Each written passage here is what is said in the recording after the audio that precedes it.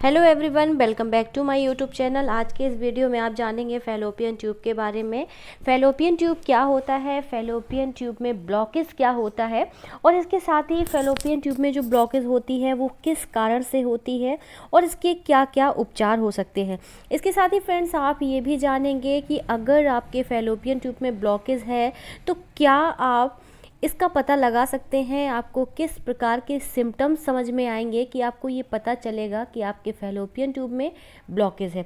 तो फ्रेंड्स हम इस वीडियो को स्टार्ट करते हैं। सो प्लीज़ वीडियो को लाइक कर दीजिएगा, चैनल को सब्सक्राइब करके बेल आइकन ज़रूर प्रेस कर दीजिएगा, जिससे आने वाले सभी वीडियोज़ की अपडेट आपको मिलती रहे।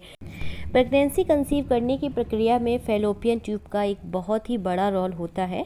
अगर फैलोपियन ट्यूब में आपके किसी भी तरह का ब्लॉकेज होता है तो आपको इससे कंसीव करने में बहुत परेशानी होती है या आप कंसीव कर ही नहीं पाते हैं।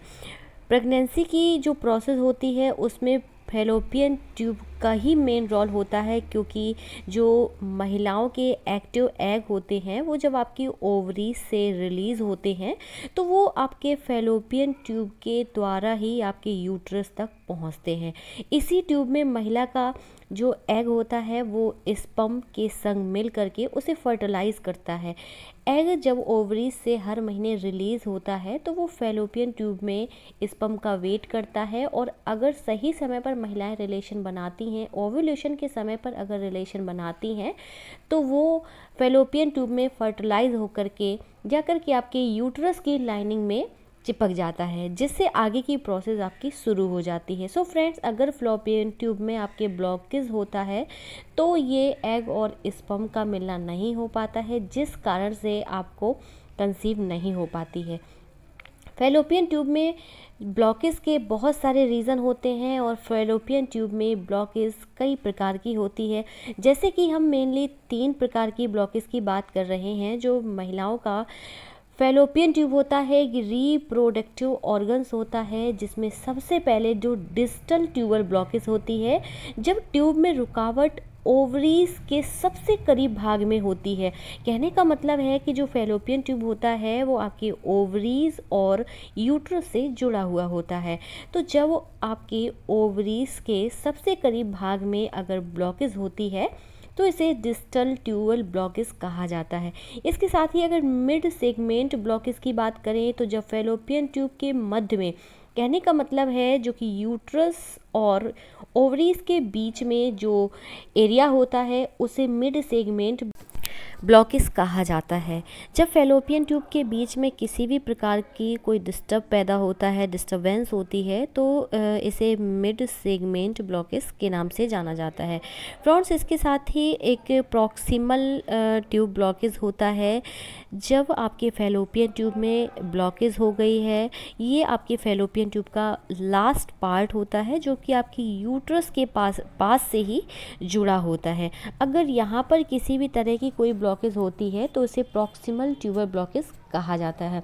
फ्रेंड्स, फैलोपियन ट्यूब में जो ब्लॉकेज के मेनली सिम्टम्स होते हैं वो महिलाओं में कुछ भी ऐसे सिम्टम्स नहीं हाईली देखे गए हैं कि उन्हें ऐसा जस्टिफाई किया जाए कि इनके फैलोपियन ट्यूब में ब्लॉकेज है, लेकिन फिर भी जो नॉर्मल सिम्टम्स ऐसे देखे गए हैं और उन्हीं सिम्टम्स के अकॉर्डिंग जब उनकी जांच की गई है तो ये पता लगाया गया है कि इनके फैलोपियन ट्यूब में ब्लॉकेज है। जैसे कि पीआईडी जो एक सिम्टम्स होता है, ये फैलोपियन ट्यूब में ब्लॉकेज के सिम्टम्स के तौर में देखा गया है। और फ्रेंड्स, जो आपके पेट का निचला हिस्सा होता है उसमें दर्द बना रहता है, उसमें हल्का हल्का दर्द फॉरएवर बना रहता है और बार बार अगर आपको फीवर आता है, इसके साथ ही आपको वेजाइनल इन्फेक्शन या वेजाइनल डिस्चार्ज भी निकलता है, तो ये भी एक सिम्टम्स देखा गया है आपके ट्यूब को ब्लॉकेज होने का। और अगर आप रिलेशन बनाते हैं उस समय आपको बहुत ज़्यादा पेन होता है, आप यूरिन पास करने जाते हैं तो आपको बहुत ज़्यादा पेन होता है और आपको इरेगुलर पीरियड्स होते हैं। इसके साथ ही जब भी आपके पीरियड्स आते हैं तो आपको पेट के ऊपरी हिस्से में बहुत ज़्यादा दर्द होता है। ये सारे सिम्टम्स फैलोपियन ट्यूब के ब्लॉकेज में देखे गए हैं। जो पीआईडी होता है, पेल्विक इन्फ्लेमेटरी डिसीज़, ये फैलोपियन ट्यूब में ब्लॉकेज का एक कारण होता है। ये पेल्विक इन्फ्लेमेटरी डिसीज़ जो होती है वो महिलाओं में जो सेक्सुअल पार्ट होते हैं उनसे ही संबंधित एक इन्फेक्शन होता है। तो जब आपके सेक्सुअल पार्ट में, आपकी वेजाइना में इन्फेक्शन हो जाता है तो इस कारण से भी आपको फैलोपियन ट्यूब में ब्लॉकेज हो जाता है। इसके साथ ही फ्रेंड्स, अगर आपने पेट से संबंधित कभी कोई सर्जरी कराई हो तो ये भी एक फैलोपियन ट्यूब का ब्लॉक होने का एक कारण होता है। जैसे कोलाइटिस होता है, अपेंडिक्स होता है, अगर या कोई अन्य सर्जरी होती है, अगर इस तरह की कोई सर्जरी करवाई हो तो भी फैलोपियन ट्यूब के ब्लॉकेज होने का कारण होता है। या फिर एक कारण और होता है एंडोमेट्रियोसिस। ये फैलोपियन ट्यूब से संबंधित एक ऐसी स्टेज होती है जिसमें गर्भाशय की टिश्यू, जो कि आपके यूट्रस के टिश्यू होते हैं, वो आपके गर्भ से बाहर की ओर यानी कि फैलोपियन ट्यूब में बढ़ने लगते हैं। तो इस कारण से भी ये फैलोपियन ट्यूब होता है वो ब्लॉक हो जाता है। अगर आपको एक्टोपिक प्रेगनेंसी हुई हो, एक्टोपिक प्रेगनेंसी की कंडीशन में भी, जिसमें अंडा फर्टिलाइज तो होता है लेकिन गर्भाशय में नहीं जा पाता और वह फैलोपियन ट्यूब में ही अटका रहता है, ये एक बहुत ही क्रिटिकल प्रॉब्लम होती है। फैलोपियन ट्यूब को बहुत ज़्यादा नुकसान भी पहुंचाती है। फ्रेंड्स, अगर जो फैलोपियन ट्यूब में अगर आपके ब्लॉकेज हो जाता है तो आपको किसी भी तरह की कोई लापरवाही नहीं करनी चाहिए। अगर आपको इससे बचाव करना है तो आपको रेगुलर एक्सरसाइज करनी चाहिए। इसके साथ ही आप एक सेफ़ रिलेशन बनाएं और आप हमेशा हेल्दी खाना खाएं। इसके साथ ही आप अगर बार बार एबॉर्शन करवाते हैं, आपने कई बार एबॉर्शन करवाया है, तो आप एक बार डीएनसी ज़रूर करवा लें। फ्रेंड्स, अगर हम फैलोपियन ट्यूब में ब्लॉकेज की बात करें तो फैलोपियन ट्यूब में ब्लॉकेज जो होती है वो आपकी प्रेगनेंसी कंसीव करने में बहुत ज़्यादा प्रॉब्लम क्रिएट करती है, जिस कारण से अगर आपकी ट्यूब खुली नहीं होती है तो आपको प्रेगनेंसी कंसीव करने की संभावना बहुत ही कम हो जाती है, या हम यूँ भी कह सकते हैं कि संभावनाएं खत्म ही हो जाती हैं। अब हम बात करेंगे कि फैलोपियन ट्यूब में ब्लॉकेज का किस तरह से उपचार किया जाता है। अगर आप इनफर्टिलिटी से रिलेटेड कोई ट्रीटमेंट ले रहे हैं, आपने 6 महीने से लेकर के 1 साल तक अगर ट्राई किया है और आपको नॉर्मली कंसीव नहीं हुआ है, तो आप डॉक्टर के पास कंसल्ट करने जाते हैं और डॉक्टर आपको चेकअप के लिए कुछ सुझाव देते हैं।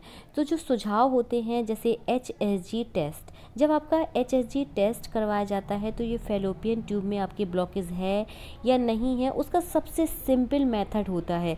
ये एक रेडियोलॉजी की तहत किया जाता है। ये एक टेस्ट होता है, ये एक एक्सरे होता है, जिससे पूरी तरह से ये क्लियर हो जाता है कि आपके ट्यूब में कोई ब्लॉकेज है या नहीं है। इससे किसी भी प्रकार का कोई नुकसान नहीं होता है, बहुत ही आसानी से ये हो जाता है। हाँ, थोड़ा बहुत आपको पेन हो सकता है, लेकिन बहुत थोड़े ही समय के लिए।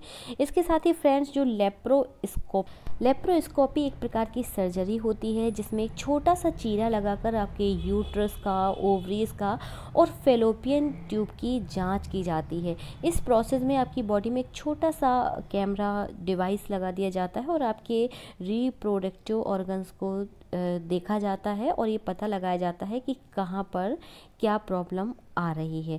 इसके साथ ही फ्रेंड, जो सोनोसोलपिंगोग्राफी होती है फैलोपियन ट्यूब में ब्लॉकेज को जांचने के लिए, यह प्रक्रिया बहुत ही सिंपल होती है और लेप्रोस्कोपी के मुकाबले ये नॉन इन्वेसिव यानी कि बिना चीरा लगाने वाली एक जांच होती है।